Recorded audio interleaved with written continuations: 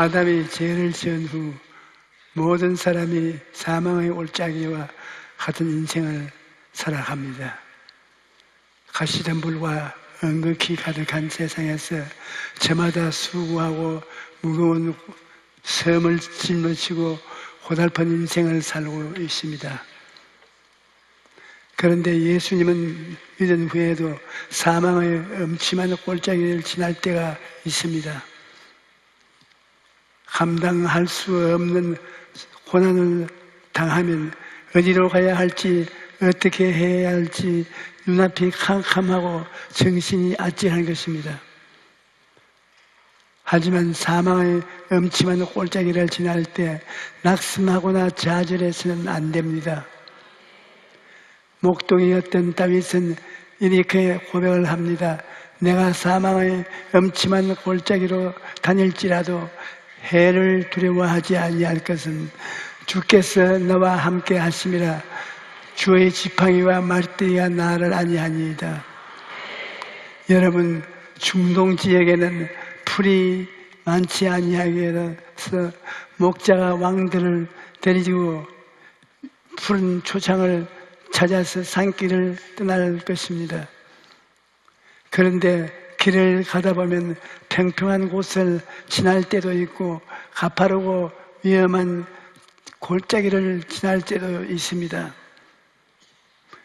우리도 인생의 길을 가다 보면 평탄한 길을 지날 때가 있고 사망의 골짜기를 지날 때가 있습니다. 금방이라도 까마득하던 낭떠러지로 아래로 떨어질 것 같고 마음에는 불안과 두려움이 가득합니다. 그럴 때 사람들은 이런 질문을 합니다.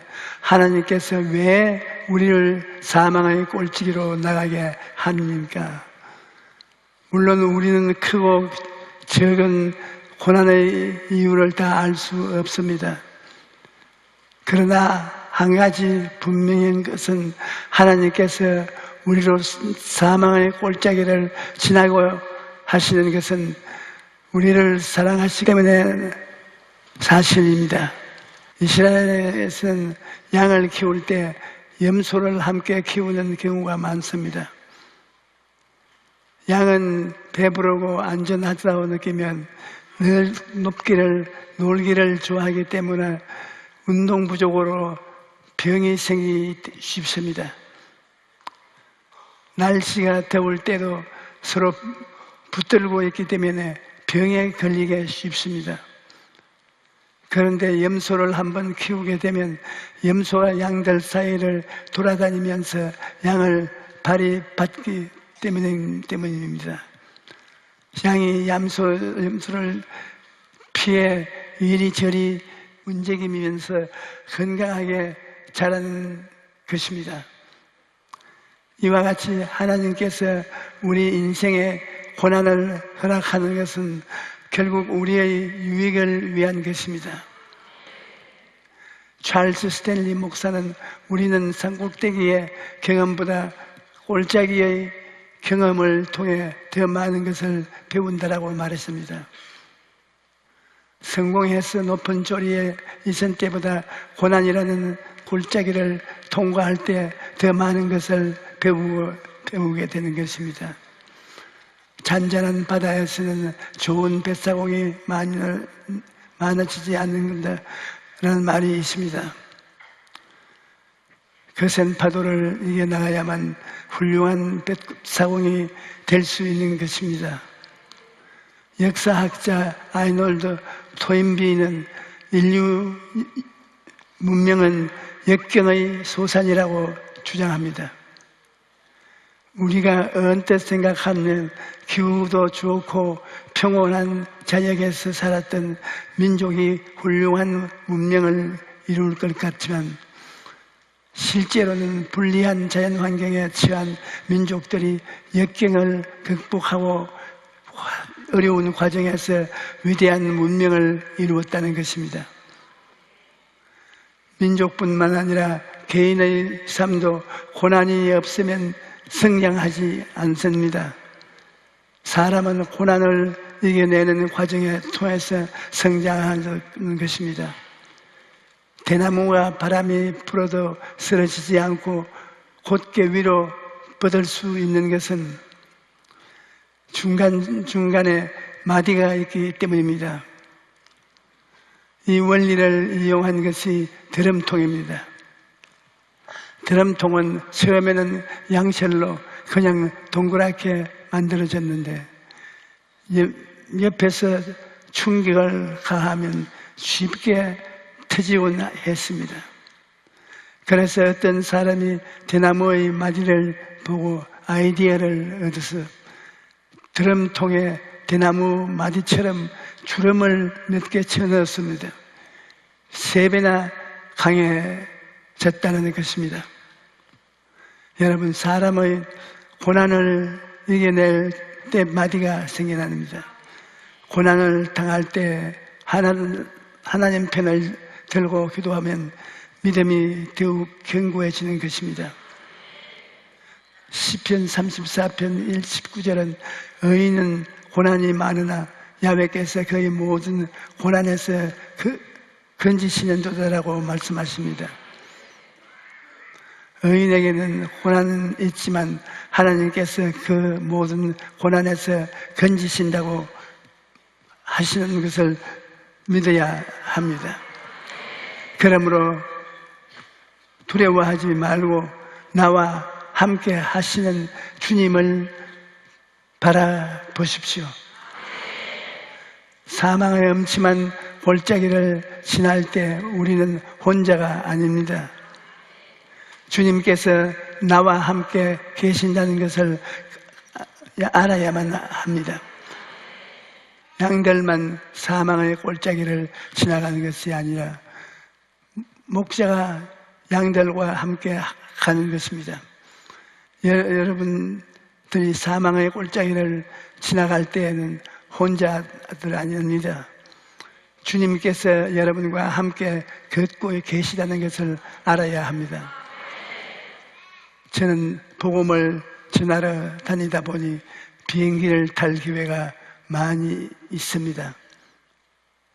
그런데 언젠가 기상이 좋지 않아서 제가 탄 비행기가 큰 위기에 처한 것이 있었습니다. 갑자기 기체가 흔들리니까 사람들이 아우성을 치고 난리가 났습니다. 저도 제일 처음은 겁이 벌컥 났습니다. 그런데 그때 갑자기 시편 24편이 떠올랐습니다. 특히 내가 사망의 음침한 골짜기를 다닐지라도 해를 두려워하지 않을 것은 주께서 나와 함께 하심이라. 주의 지팡이와 막대기가 나와 아니하시나이다.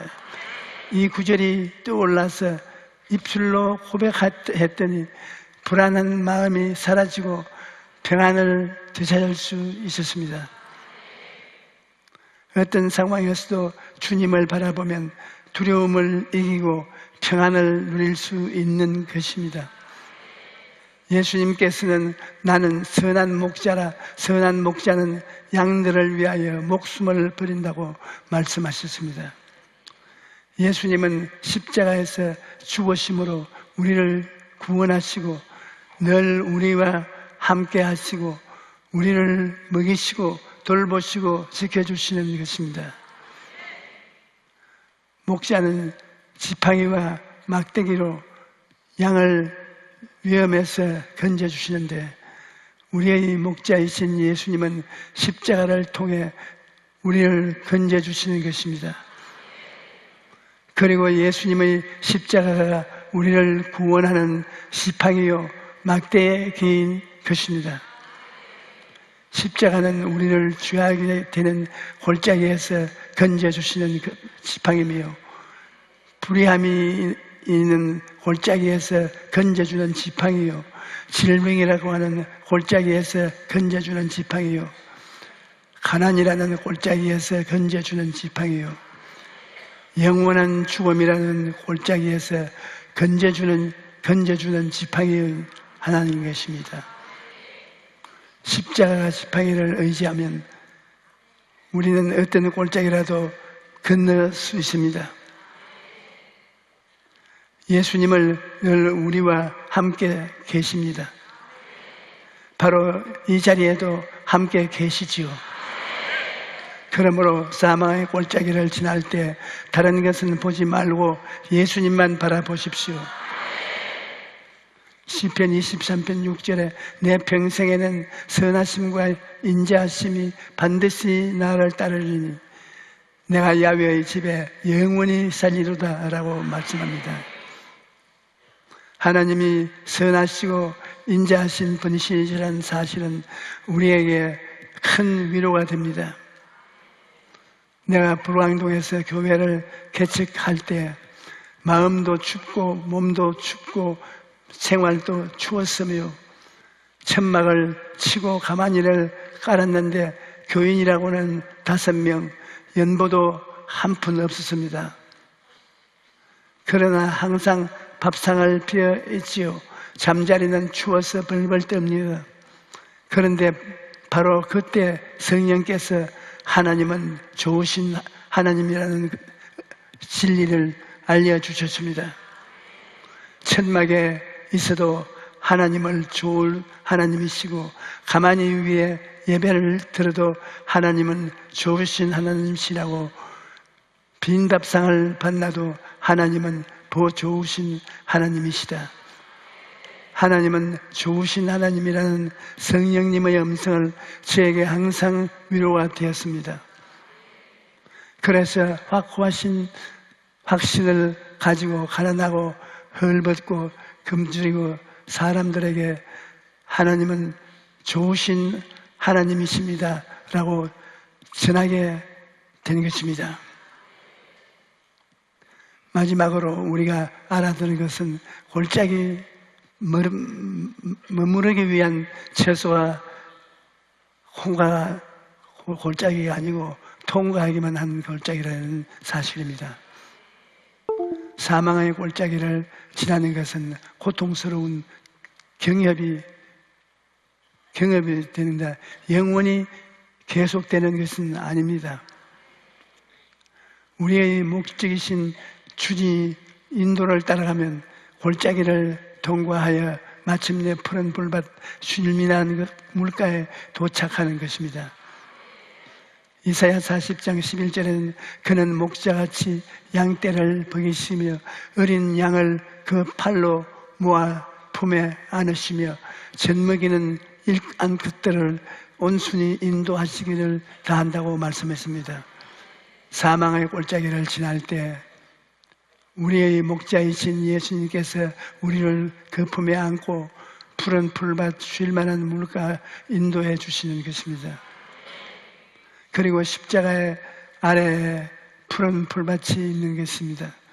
예수님의 십자가에 용서와 의가 있고 거룩함과 성령 충만함이 있고 치료와 건강이 있으며 부활과 영생, 천국이 있는 것입니다. 그러므로 주님의 인도하심을 따라가면 그 삶에는 부족함이 없습니다. 신명기 2장 7절에 내 하나님 야훼께서 내가 하는 모든 일에 내게 복을 주시고 내가 이런 큰 광야에 다님을 알고 내 하나님 야훼께서 40년 동안 너와 함께 하셨으므로 내게 부족함이 없었느니라고 말씀하셨습니다. 이스라엘 백성들이 하나님의 인도하심을 따라 광야를 건널 때 그들이 무사히 아무런 부족함이 없었습니다. 광야는 물도 없고 먹을 것도 없고 낮에는 덥고 밤에는 춥고 매우 멸악한 곳입니다. 하지만 하나님께서 함께 하시니 하나님께서 친히 자기 백성을 먹이시고 입히시고 낮의 더위에 밤의 첫 더위에 상하지 않도록 구름 기둥과 불기둥으로 인도하시는 것입니다. 내 하나님께 이 40년을 너와 함께 하셨으므로 내게 부족함이 없었느니라. 하나님이 함께 하셨기 때문에 그들의 삶에 아무런 부족함이 없었다는 것입니다. 우리의 삶에도 하나님이 함께 하시면 부족함이 없는 것입니다. 하나님께서 우리를 먹이시고 입히시고 돌보시고 지켜주시기 때문에 광야를 걸어가고 부족함이 없고 사망의 골짜기도 다닐지라도 두려워할 필요가 없는 것입니다. 감리교의 창시자 존 웨슬리 목사님은 88세의 나이에 이 땅에서 삶을 마쳤습니다. 그는 숨을 거두기 전에 남아있던 온 힘을 다해 이렇게 말했습니다. 모든 것 중에 가장 좋은 것은 하나님이 우리와 함께 계신다는 것입니다. 여러분, 이 세상에서 가장 좋은 것은 하나님께서 우리와 함께 하신다는 것입니다. 찰스 스펄전 목사님은 연금술사들이 모래에서 금을 캐듯이 신앙인을 염려와 가운데서 기도를 캐내야 한다고 말했습니다. 고난을 만났을 때 우리와 함께 하시도록 하나님께 기도하면 좋으신 하나님께서 고난을 축복으로 바꾸어 나오시는 것입니다. 하버드 새벽 4시 반이라는 책에 이런 글이 있습니다. 영국의 새벽 박물관에 특별한 배 한 척이 있는데 이 배는 첫 한 항해를 시작한 이후 100번 넘게 암초에 부닥쳤고 100번 넘게 빙산에 부딪혔으며 수백 번 넘게 폭풍을 만나 돛대가 부러졌습니다. 이 배는 수많은 어려움을 겪었습니다. 한 번도 침몰하지 않고 거센 파도를 이겨냈습니다. 그런데 이 배가 유명해진 것은 한 변호사 때문입니다. 그는 큰 어려움을 만났을 때 선박박물관에서 이 배를 보고 다시 용기를 얻었습니다. 그래서 만나는 고객들에게 박물관에 가서 이 배를 보라고 권했습니다. 그 결과 2천만 명이 넘는 사람들이 이 배를 관람했습니다. 그런데 관람객들이 방명록에 가장 많이 남겼던 문장은 바로 이것인 것입니다. 파도를 만나보지 못한 배는 없다. 인생이라는 바다에서 파도를 만나지 않은 배는 없다. 중요한 것은 파도를 이기고 계속 전진하는 것입니다. 그런데 우리의 힘으로는 파도를 이길 수가 없다. 인생의 파도를 이기고 사망의 음침한 골짜기를 통과하려면 주님의 손을 붙잡고 주님의 말씀을 의지해야 한다. 여러분, 시편 23편을 하루에도 수십 번씩 암송하십시오. 하나님을 바라보고 하나님의 말씀을 의지하면 아무리 파도가 치고 바람이 불어도 두려움을 이기고 평안을 누릴 수가 있는 것입니다. 그러면 하나님께서 여러분을 친히 인도하셔서 복된 미래를 허락하여 주실 것입니다. 오늘 오신 여러분 모두가 하나님의 손을 붙잡고 날마다 승리하는 삶을 살게 되시기를 축원합니다. 할렐루야.